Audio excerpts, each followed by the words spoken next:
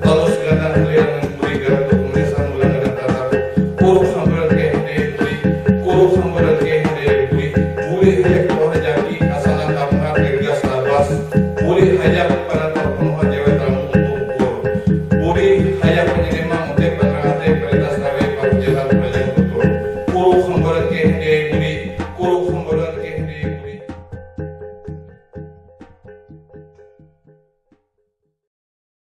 Bagaimana mensinkronisasi undang-undang nasional maupun di produk-produk di daerah maupun peraturannya terkait soal ini, maka kebijakan-kebijakan itu harus diimplementasi. Bicara soal wilayah adat atau putusan MK dengan hutan adat, maka tidak terlepas dengan wilayah adat. Oleh sebab itu, kita tetap berupaya dan mengupayakan lahirnya peraturan-peraturan daerah yang sesuai dengan putusan MK dan undang-undang yang masih berlaku. Putusan MK 35 sebenarnya menghendaki adanya sebuah peraturan daerah. Lebih luas sebenarnya kebijakan daerah mengenai pengakuan terhadap keberadaan masyarakat adat. Salah satunya berkaitan dengan pengakuan terhadap hutan adat. Ketika kita melihat konteks di Kalimantan Tengah, memang sudah ada Perda 16/2008 tentang kelembagaan adat, dan juga sudah ada Pergub nomor 13/2009 tentang tanah adat dan hak adat di atas tanah. Namun nampaknya dua peraturan itu belum memadai untuk mengimplementasikan putusan MK.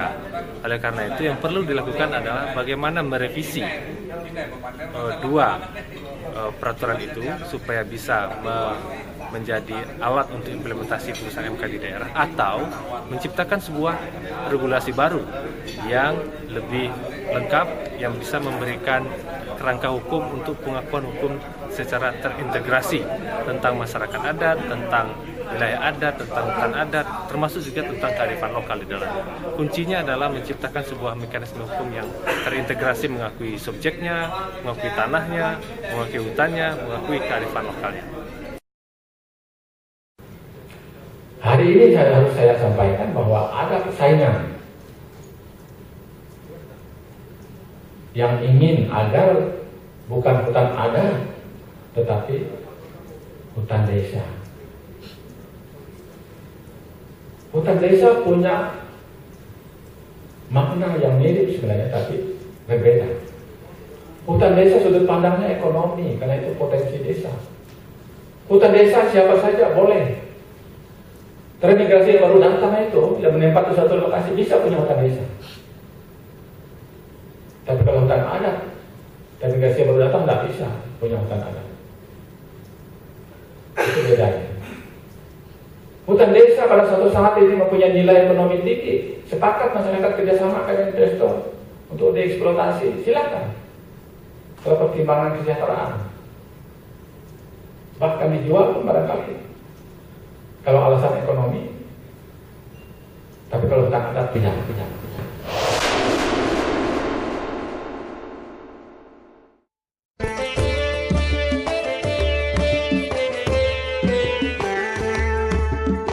Bahwa hutan adat sudah ada diputuskan oleh pihak Mahkamah Konstitusi kepada kita, dan juga untuk menguatkan hal itu, untuk menguatkannya, makanya kita melakukan pemetaan agar lokasi hutan adat, keberadaan hutan adat itu terlindungi, masuk di dalam peta wilayah adat. Kita akan terus memberikan percontohan yang baik bagi komunitas yang lain, dan juga kita akan berusaha semampu kita akan terus berjuang untuk memperoleh pengakuan supaya hak-hak kita masuk ke dalam Perda atau Pergub. Dalam proses pengambilan peta segala macam, otomatis tenaga ataupun energi dan lain-lain yang sangat dibutuhkan di sini adalah tenaganya para pemuda adat. Disitulah peran yang harusnya diambil oleh Barisan Pemuda Adat Nusantara. Nah, sejauh ini yang dilakukan oleh BPN sendiri, khususnya di Kalteng, itu pertama itu membantu dalam amannya sendiri, membantu di proses konsolidasi untuk melakukan pemetaan wilayah adat. Itu banyak pemuda-pemuda adat yang sudah melakukan ataupun ikut membantu aman dalam melakukan yang namanya pemetaan wilayah adat. Harapan kita hutan adat itu, dan memang konsep historisnya hutan adat itu adalah lestari sepanjang zaman. Masyarakat adat kita beri beban, beri tanggung jawab untuk memelihara, menjaga, jangan sampai ada pengerusakan baik oleh mereka sendiri maupun oleh pihak lain.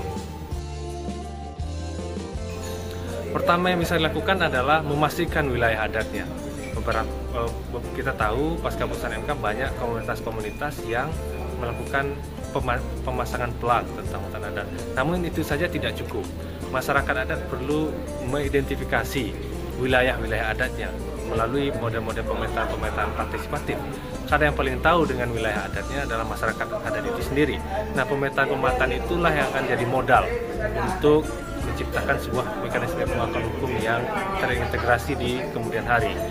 Lebih daripada itu, sebenarnya yang diperlukan adalah bagaimana membangun suatu komunikasi, suatu pendekatan dengan para pengambil kebijakan untuk membuat para pengambil kebijakan juga mengetahui apa sebenarnya dihadapi oleh masyarakat adat.